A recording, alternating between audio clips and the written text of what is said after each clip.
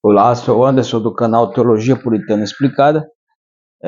Estarei dando continuidade a esse tema aqui, fazendo a parte da conclusão. Vamos lá. Cristologia, tá? Vamos lá, falar sobre o companheiro inseparável de Cristo. Quem que foi o companheiro inseparável de Cristo?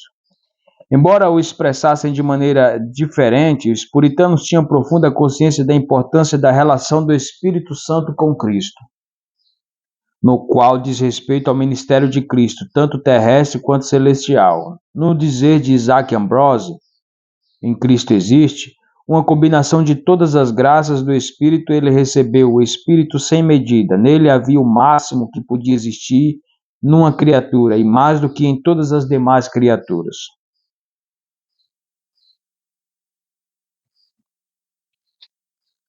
Certo. Esse comentário oferece um ponto de partida ideal para analisar a maneira que o Espírito Santo se relacionou com Cristo. Se relaciona, né? Em todos os principais acontecimentos da vida de Cristo, o Espírito Santo teve um papel de destaque.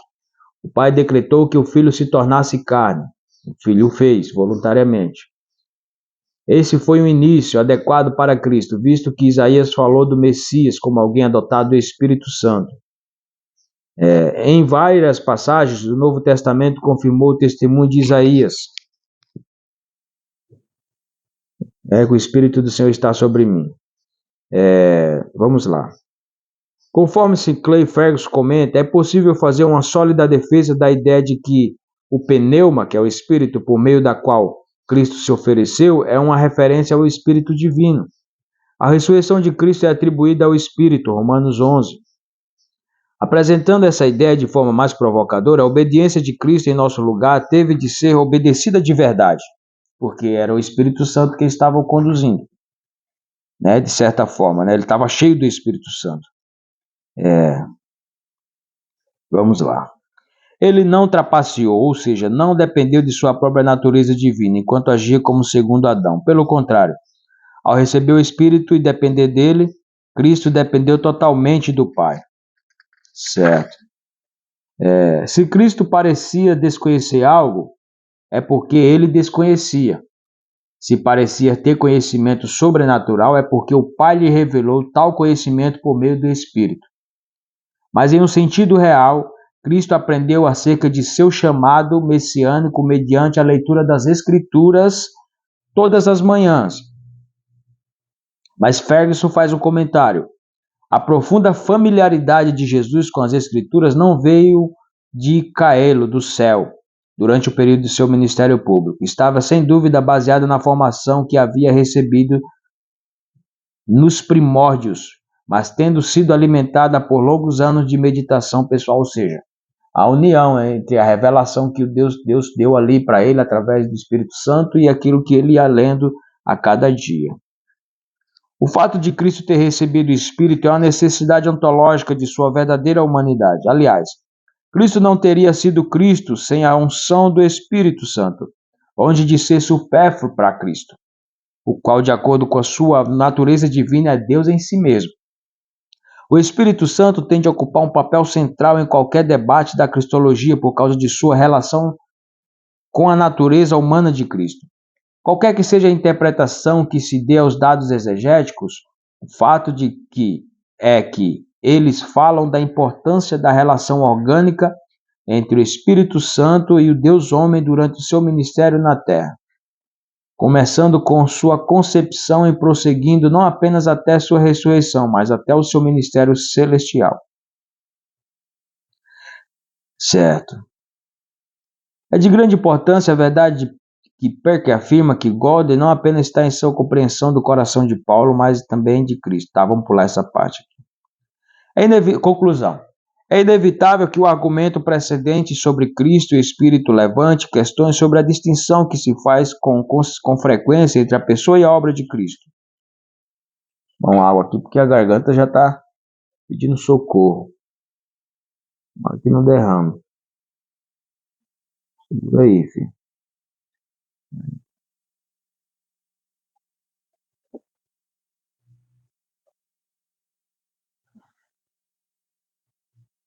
Ao longo dos séculos, muitos teólogos têm defendido que o que é importante sobre Cristo não é tanto quem ele é, mas o que fez. Contudo, G. Berkhoff assinalou que nas Escrituras encontramos o tempo todo a indisputável unidade da pessoa e obra de Cristo, a indisputável unidade, ou seja, em algum momento age, né, a natureza humana, outra hora é o Logos, outra hora, né, e assim vai.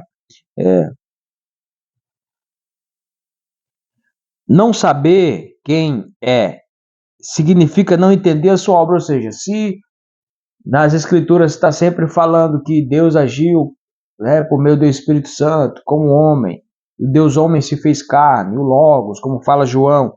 Então você precisa saber a definição de cada natureza que está ali se referindo, né? É isso que ele está falando. E não compreender sua obra da perspectiva correta é não compreender sua pessoa. É inegável a unidade orgânica da pessoa e obra de Cristo, em particular à luz do argumento que relaciona o ministério terreno e celeste à obra do Espírito. Vimos que a obediência de Cristo foi a obediência de um ser humano de verdade. Mais do que isso, foi a obediência de um ser humano que resistia ao diabo, realizou o milagre e se ofereceu como sacrifício. Tudo isso no poder do Espírito Santo, o qual, como Owen defendia, foi o operador imediato de todos os atos do Deus homem. Além disso, a unidade orgânica da pessoa e obra de Cristo se torna claro quando consideramos que é a pessoa quem valoriza a obra, ou seja, ou em outras palavras, o que torna meritória a vida, a morte e a ressurreição de Cristo em favor dos pecadores é o fato de que o Deus homem realiza a obra. Entendeu? Em seu fascinante estudo sobre Cirilo, John Gucke assinala a premissa desse pai da igreja de que na cristologia as implicações são cruciais para a argumentação. De fato é assim. A argumentação deste capítulo aponta para um princípio importante que é característico dos mais excelentes teólogos reformados ortodoxos, a saber, que a doutrina cristã tem de estar relacionada com a vida cristã. Doutrinas não são ideias filosóficas abstratas de clérigos que devem debater a fim de passar o tempo, pelo contrário. Doutrinas, quando corretamente entendidas, oferecem um caminho para a piedade cristã, a qual é resultado de uma correta compreensão da revelação de Deus. A cristologia desenvolvida por Owen, God e seus contemporâneos, que no século seguinte foi apropriada por outros teólogos reformados, continua sendo a melhor cristologia, pois a cristologia reformada oferece não apenas a exegese mais coerente das Escrituras, mas também proporciona melhor consolo pastoral para o povo de Deus. Porque ele conduz a gente a buscar o Espírito Santo de Deus, né? Como Cristo esteve cheio dele, né? Está cheio dele, né?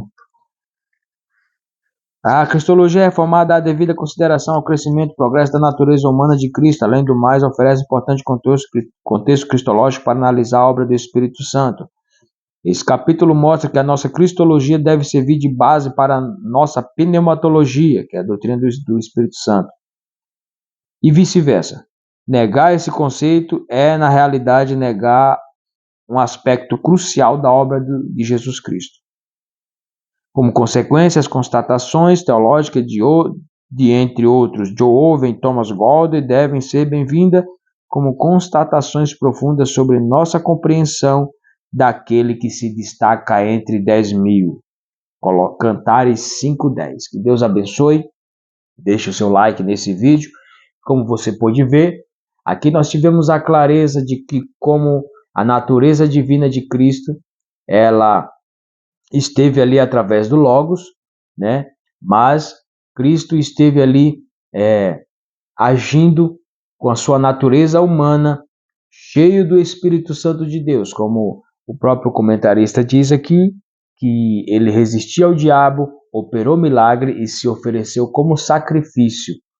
Um homem, né? Cheio do Espírito Santo de Deus. Mas Deus esteve ali em Cristo, porque Cristo é Deus. Que Deus assim nos abençoe nesse dia de hoje.